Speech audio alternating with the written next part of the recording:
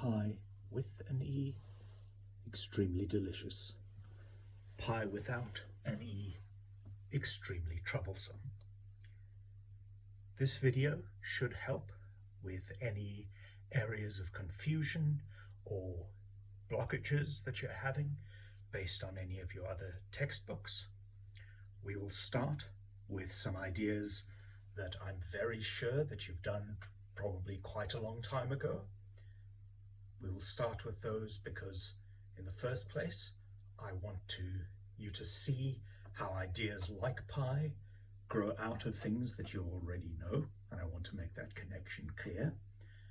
I will also start with them because you may have done them quite a long time ago, and I want those ideas kind of bubbling to the surface of your memory as we go. So we will start with different kinds of number. You will know some of them, maybe not all of them, but it should be quite clear. Then we will look at circles.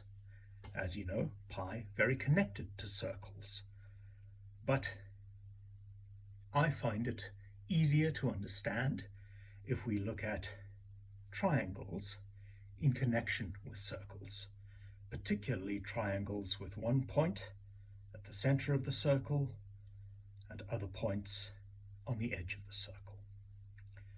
We will look at two different kinds of circle-triangle relationships, and hopefully as I speak I won't smear the difference between the two. It's important to understand these separately.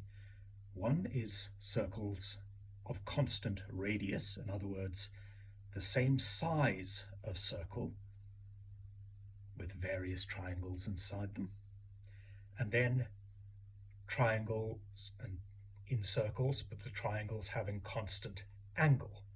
In other words, the same kind of angle at this center point, but perhaps different sizes of circle.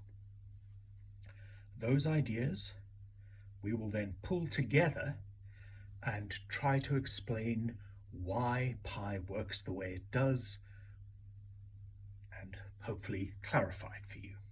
Pi, the number itself.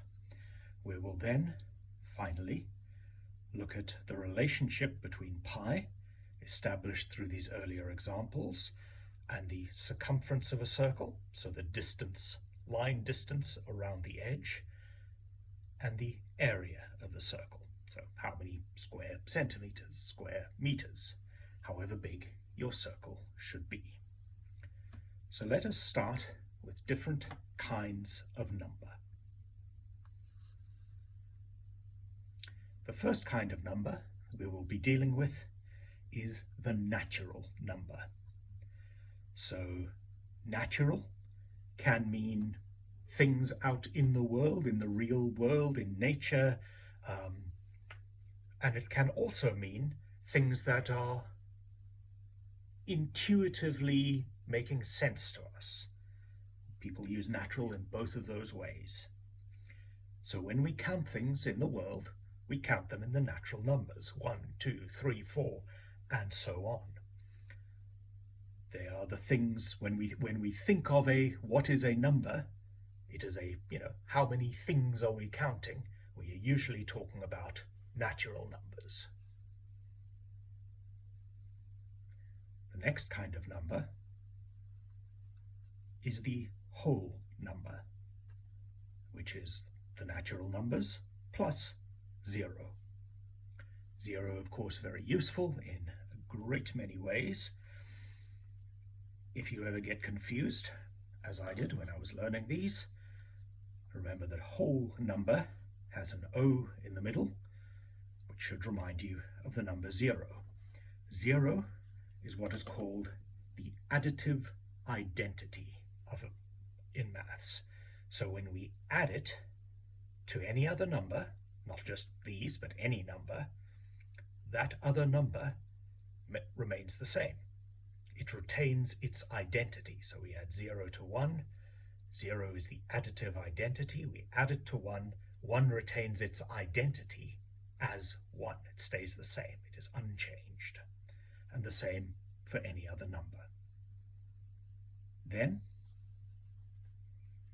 the next group of numbers is the integers, which is the whole numbers, which is the natural numbers plus 0, and the integers add negative numbers.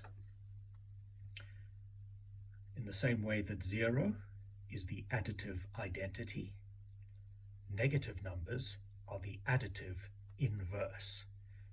So inverse we should think of as meaning they cancel out other numbers. So a negative number is one that when you add to its counterpart, it cancels it out, it turns it into 0. So each negative number, each negative integer has a counterpart among the natural numbers such that when added together they produce a 0. And that's how we define negative numbers. So the integers are the natural numbers, 0, the additive identity, and then the additive inverse of each natural number. So we add -1 to 1, we get 0. We add -2 to 2, we get 0. Many of these things you will know already. You might not have heard these definitions of 0 and negative integers as the additive identity and additive inverse. You probably won't need it, but it's kind of nice to know, perhaps, how we define these things. So we have natural, whole, and integer numbers. Next, we have what are called rational numbers. Now, rational does not mean sane or sensible or anything of that sort. Rational, if you look at it, starts with ratio. A rational number is a number that expresses a ratio of one quantity or one thing to another quantity or thing. So here we have two quantities. We have 1 and we have 2 lines. So how do we express the relationship, the ratio of one thing to another thing? Well, easy. We can do it in digits, in written numbers. 1 to 2. The relationship is 1 to 2. How else can we think about that? Well, we have half as many on this side as we do on that side. So that ratio is 1/2. So a 1 to 2 ratio is like the fraction 1/2. We can also have another ratio of a half, 2 to 4. 2 lines to 4 lines. I did draw them all. 2/4, which is exactly the same as 1/2. If we divide them both by 2, divide the 2 by 2, turns into 1. Divide the 4 by 2, it turns into 2. These fractions are equivalent to each other. These ratios are equivalent to each other. If you have a ratio, if you divide one side by a number and you divide the other side by the same number, always the same number, you end up with the same ratio. We can also do it the other way around. A ratio of 2 to 1 instead of 1 to 2 is the same as the fraction 2/1, or 2 divided by 1, is the same as the number, the natural number, the integer 2. So we have twice as many on this side as we do on that side, creates a ratio of 2 to 1, doubled, which is the number 2. So every integer, positive, negative, is a rational number. Can be expressed as itself over 1 if we wanted to. But there are other rational numbers that are not integers. So fractions, for example, let's take 2.75. 2.75 over 1. It's definitely not an integer. But is it a rational number? Well, it can be. First, the easiest way to turn this fraction, 2.75 over 1, into a whole number ratio or whole number fraction is to multiply by 100 over 100, the same as multiplying by 1, so keeping it the same, and it's 275 over 100. We have an integer over an integer. So this is 2.75 is a rational number. It is a whole number, I should clarify, not a whole number. It is an integer ratio. We could also, if we sit with a calculator and work it out, multiply by 20 over 20, which, like 100 over 100, the same integer over the same integer, is multiplying by 1. So when you multiply something by 1, it stays the same. So that is 55 over 20. These are the same rational number. So some of the characteristics, the qualities of a rational number are that it, taking the same 2.75, which is the same as 2.75 and zeros forever. Remember, every decimal fraction can be rendered that way, with zeros forever when we get to the end of the number.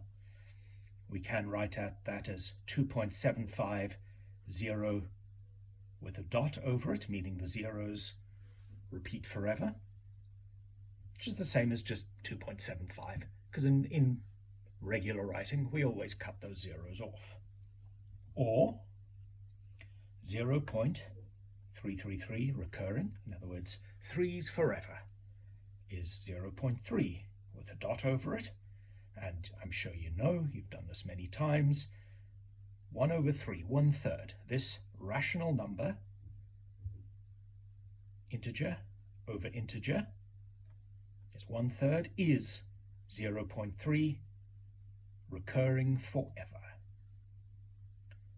And the last rational number I'm going to look at is 0.12121212 with the 1 and the 2 repeating forever. So we put a line over the pair of my atrociously written 1, 2, and that is 4 over 33. It is a rational number, integer over integer.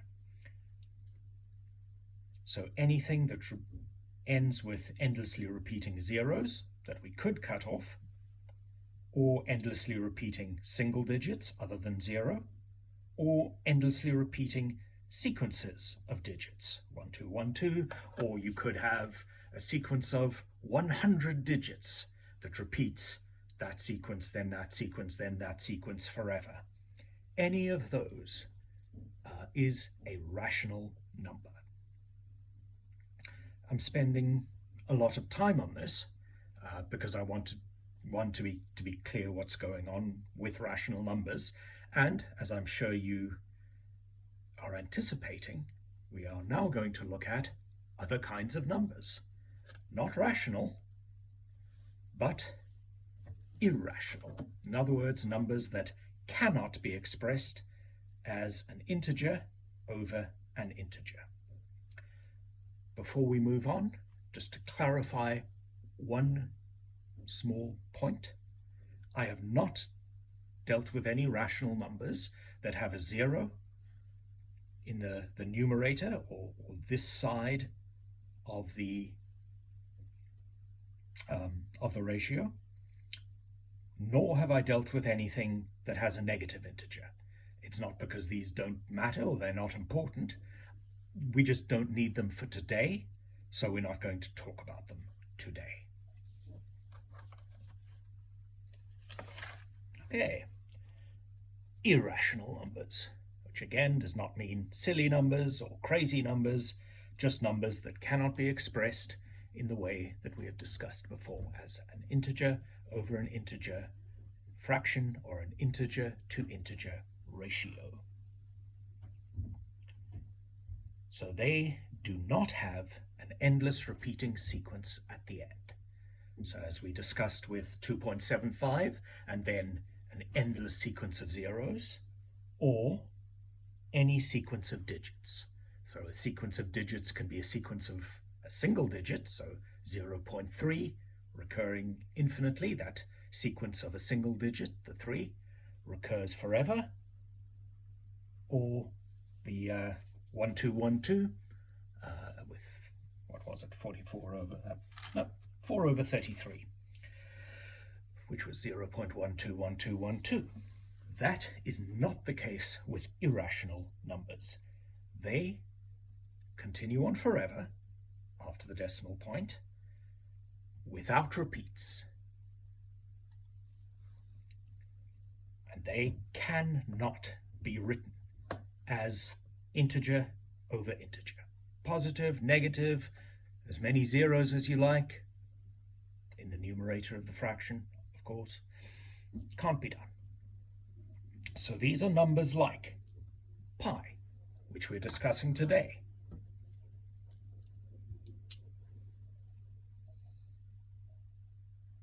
Pi.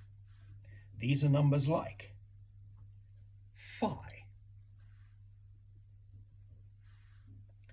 And these are numbers like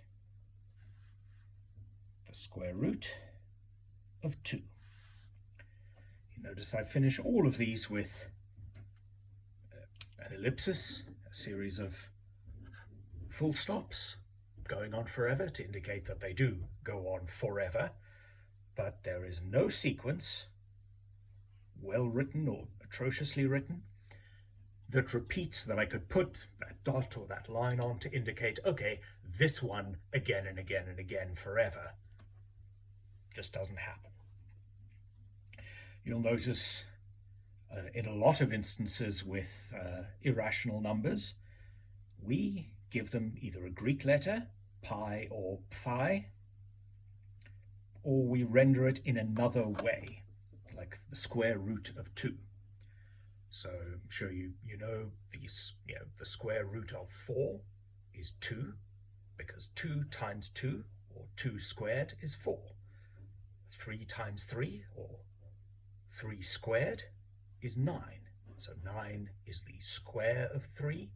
3 is the square root of 9. The square root of 2 and the square root of many, many other numbers is irrational.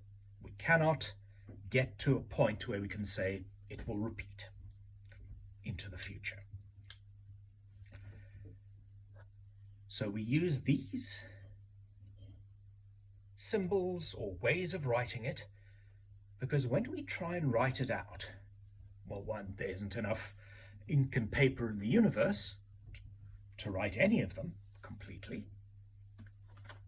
And no matter how we write it, we could cut it off. Perhaps you've been shown one of the abbreviations of pi is 3.14. Perfectly, as abbreviations go, it's fine. But that is not the same as actual pi, the real number. So the honest description of pi would be infinitely long. We'd run out of breath, and as I said before, ink. So I cut it off here, but there's a lot of other numbers after that. You could cut it off here after this 2, or round it up to 3.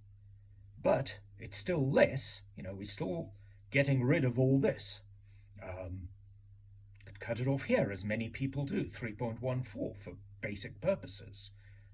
But the real pi is 0.00159265358979 and so on, more than this estimate or abbreviation that we have made. So any of these we could think of as 3.14 or 3.142 or 3.1416, etc., depending how we round it off. It's like a nickname for the actual number. doesn't describe it perfectly, it's just shorter. Why does this matter? So we're going to look at this square root of 2 for a moment before we get back to pi.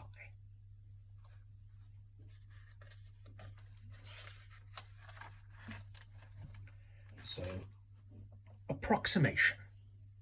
These shortened abbreviations of the number can be useful when we don't need to be very accurate. And some of them are more accurate than others. So, for example, this square root of 2, 1.4, etc., etc. The actual number going on to infinity when multiplied to itself gives us 2 as an answer. But what about these abbreviations? Well, okay, so we have the root 2 times the root of 2 is the root of 2 squared equals 2. That's the relationship between them. If we cut it off at 1.4, the answer is 1.96, so it's 0.04 less than 2. If we go 1.41 squared, or 1.41 multiplied by itself, 1.9881.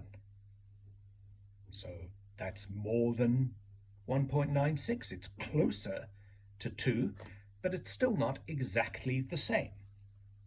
If we go to 1.41421 multiplied by itself, or squared, we end up with 1.99998992. See, more than the last one, closer to 2, but not exactly the same. So as we become progressively more accurate on our approximation, our shortening of the square root of 2, we get closer to the real answer, to 2, but unless we were to multiply the actual infinitely long number to itself, it wouldn't be 2 itself. The answer wouldn't be exactly 2. This makes life a little bit difficult, because how do we multiply infinitely long numbers to each other? How do we deal with these numbers that we can't enter in their completeness on any calculator, any computer in the world, any possible computer in the universe? We do approximations, but we also remember that when we're doing these approximations, they're a little bit off. So sometimes, go back a page, sometimes you'll be doing 3.14 is an approximation of pi, 3.142, so we're rounding up because there's a 5, or 3.1416, or 3.14159. We could be using any of these, getting more accurate as we go, these approximations. All of this is just a little bit wrong, but it is very practical to deal with these shorter ones. Even your calculator deals with a very long approximation, longer than I've written here, I hope. But it's not quite the same as the real number that we know is a number but can never express. So that's why we use these letters to mean the number itself and not some approximation of the number. So sometimes the rational number 22/7, the rational number, is used as an approximation for pi, but again, just an approximation. Pi refers to the actual number as it exists as a concept, not to any abbreviation that we make of it. So far we have had natural numbers, whole numbers, integers, rational numbers, and irrational numbers. Why do we care about irrational numbers? Because they are annoyingly extremely useful in ways that probably you might not see for a while, or you might not use them in that way for a while. But in engineering, in electronics, in physics, in anything we're describing the real world, to be honest, they're very, very useful. And some people might wish they weren't, but they are. So now it is time for a pause. Feel free to pause the video, replay anything that I've said, think about any questions you might have, go and get a drink of water.